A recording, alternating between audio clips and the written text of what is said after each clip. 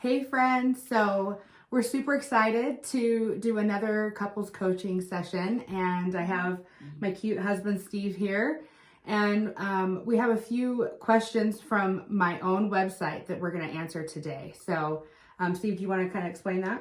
Yeah, so in today's couple session or idea session, we want to talk about ways to improve your communication. What Kacey and I noticed several years ago, and we were at fault for this, so we're not perfect, but by making this one change, our relationship improved so much. And it's that we saw so many couples at restaurants that weren't talking to each other anymore. They were just like reading their phones, and then occasionally you would see them like text the funny thing, and then the other person would laugh, and maybe they'd talk a little bit about it. So today we want to talk about the importance of continued communication in your marriage. We're going on 16 years of being married, and good communication. Everybody says good communication is important, but sometimes you need a resource or ideas or a blueprint for, hey, how do we get talking again, right? How do we turn off the TV? How do we put down the phones and the tablets? How do we make each other a priority and start talking again?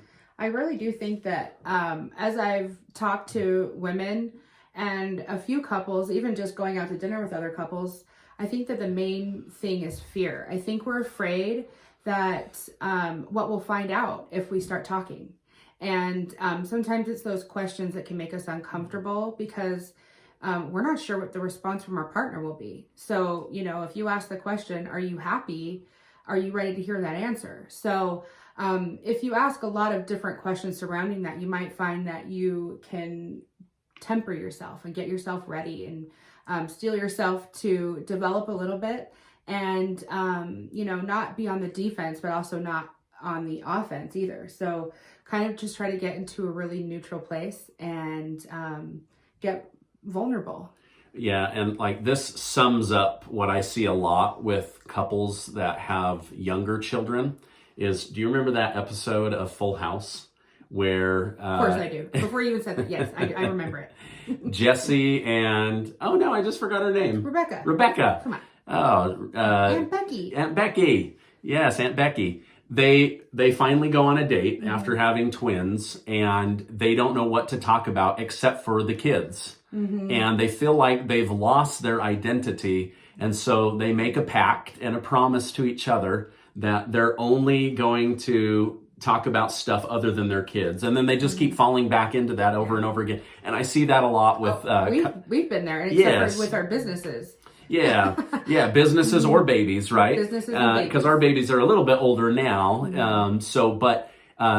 This resource and idea that we want to share with people today will get you talking about all kinds of different topics like personal development, where you see yourself, your past, your future, stuff in the bedroom, all kinds of different topics that you can get to know each other again. And I tell you, we go to dinner, we put our phones down, except for to read the next question. And there's times where we are laughing so loud, we have to like quiet ourselves down at the restaurant. And it's just been so fun to get to know each other all over again. Yeah. And I have found too that when we do this, sometimes we'll only get through one or two of the questions because it sparks a conversation that has been needing to be had for a really long time.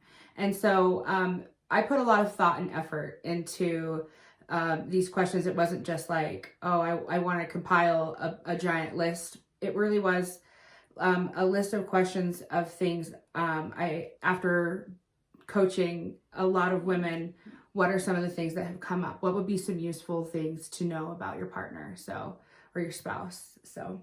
Okay, well, should we... You want to get after it? Yeah, let's go after a couple of questions. So why don't we share a few and then maybe we answer. We don't want this to be too long, but let's pick one that you think people would, either married or dating, would enjoy using to get to know each other better. Okay.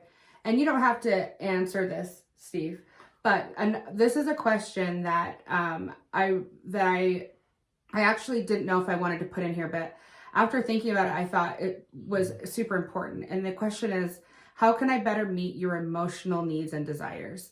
That's one of those questions that you have to maybe have a playful or fun question, which is in there, before you can address that. But that's just an example of something where you have to get a little bit vulnerable, a little bit raw. Yeah, and you have to get comfortable with being vulnerable, especially as a man. Mm-hmm. I think it's harder for men to open up about their feelings or what's bugging them, or if you tell me something that I'm not emotionally supporting you with, I either try to fix it or I get really frustrated, right? Yeah. And so that could be one of those where it's like, hey, listen, tell me one thing that I could do better and two things that I'm already doing well, right? That way it's doesn't just feel like an attack on what you're not doing right. Yeah, it's because it's like, what's your favorite part about me and what's something I can do better? So those two are lined up together in order to support your partner while they are being vulnerable, and also to gain an understanding of their history, who they are, what makes them tick, what lights them up, what motivates them. And you may think you know your spouse really well, and then find that the answers that you get are pretty shocking. So this is one that I actually am reading right now, and I don't know the answer to this. Okay. And I'm excited to know, what is the number one thing on your bucket list? Oh boy, the number one thing on my bucket list, like any aspect of my bucket list? Yeah, like if you were going to kick the bucket, what would be the thing that you would wish you had done? Probably another beach vacation. Really? Let's do it. Where's open? Yes, we need the economy to reopen. Oh my gosh. Mm-hmm. Yes, get people working and having money so that they can go do things together. But if money and time and none of those were a constraint, and my life was coming to an end, definitely something that would go build memories. Okay. Yeah, that would be on my list. What about for you? Oh, you know me. What do you think? Yeah, I already knew she was going to say a vacation. It's always, I love to travel. I love experiencing new things and meeting new people. The last tropical vacation we went on was about 2 years ago, and we met a couple from California at church. And we ended up having the best time together. And I still keep up with them. So hi, Chad and Gina in California. But that's one of the things that I love. I love making new friends and meeting new people. And I love spending time alone with Steve too. So definitely a tropical vacation and then without the kids. Yeah. Like if somebody could bring the kids to us after a week of being somewhere, that would be my bucket list ideal vacation. Yeah, well, as long as you're throwing in the hypotheticals. Yeah, the hypotheticals, you guys, we're not in a place to do that right now. Okay, what's another question? You pick one now. Oh, okay. Oh, let's see. Okay, here's a good one. Okay. Why did you first fall in love with me? Ooh.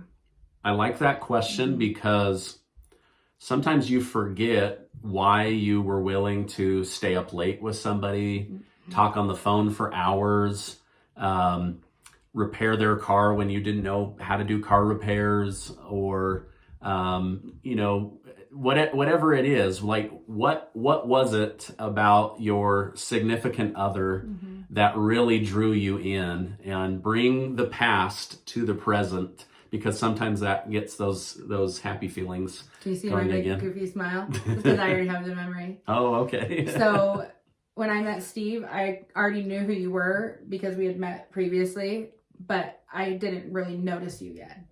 And like the first time I noticed you and really thought, this is somebody I think I could really love, was when, and it was pretty early on, and I just am an open-hearted person, and so I wasn't in love, but I knew that I could be with you when I had to go pick up my sister who was in a bad situation, and she called me when we were hanging out with other friends, and I was with a girlfriend of mine, and she was kind of annoyed because she was like excited to meet boys and stuff when we were young, and I was just like, hey, look, I gotta go pick up my sister, and she didn't want to go with me, but I remember that you gave me your sweater. Do you remember this? Yes. It was chilly out, and you gave me your sweater. It was an Adidas sweater. It was an Adidas sweater. And I just remember me thinking, like, you were so kind, and you were so, like, it was like this quiet authority. Like, you were just like, no, you will be safe and protected.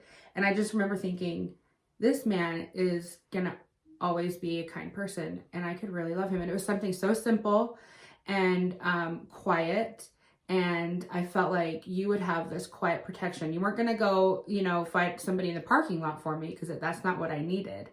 But it was just this quiet authority that you were going to protect me. And I thought, I'm going to fall in love with this guy. Well, good and for I did. me. I did. It took you a little longer. No, I think you were pretty smitten with me in the beginning. Yeah. No, I was. Yeah. For me, it was just that I thought you were super cool and super kind. Oh, well, you guys, that's so sweet. All right, let's see. What's another? We'll do one more. Let's see. Was there one further down? Let's see. What about that one? Okay. All right. Yeah, that's a great one. Oh, so, honey, what can I do to encourage you and support you better? Okay. Yeah, that's a great question. Sometimes follow up too. Yes. Sometimes you don't know what is really bothering your spouse, or what burdens he or she may be carrying, and so if you can get those out in the open, it's like, okay, so here's an answer. Okay. When I first started working from home many years ago, there was not a real clear definition on when I was available and when I was not available. And in my mind, I was not available. I was really focused on work. And I think with you, it was like, well, you're home, and if you've come out of your office, you might be available, right? Mm-hmm. And so just understanding that, hey, I need this to feel like a work environment. And just because my break room is your kitchen doesn't mean I'm always available. But then at the same time, I had to learn, like, hey, listen, nothing's so important in the business that if you genuinely needed help, that I couldn't step away for 5 or 10 minutes to do something. So it was just finding that, but it had to be pointed out from both sides. Even still. And I think that's really important, where so many people are working from home right now. I think it was kind of like everybody had this honeymoon phase where they thought, we're going to be together all the time, and it's so great. And my mom is a therapist, and she said that she's got a lot of business right now with couples. And I know that I have a lot more business too, because people are struggling to find that balance between work and home life. And especially when you add kids into the mix, or businesses, or both, it complicates things. And being around each other, and some of the best advice my mom has given that I use with my clients is, don't make any permanent decisions right now based on what happened in 2020. Just like give everybody a wash. It's all a wash now. So that's useful advice for me, as a wife and a mother, and also as a as a coach for my clients. That's really good advice. Yeah. So I think that's a great question. Did you want to answer that, or do you feel like you did? How can I encourage and support you better? No, how could I encourage and support you better? Oh. I answered the question. Okay. Yeah. So how could you encourage us? I don't know that there is anything you could do better, but on that particular one, don't get me wrong. There's some other in the list that I could probably address. Oh, yeah. Well, no, here's something that I have wanted to talk about. Especially I see this in men, is like, let's say this, how do I put this without being crass? Getting to the bedroom, right? Most men, I notice, they're like, hey, I want to go to the bedroom. Let's go to the bedroom, right?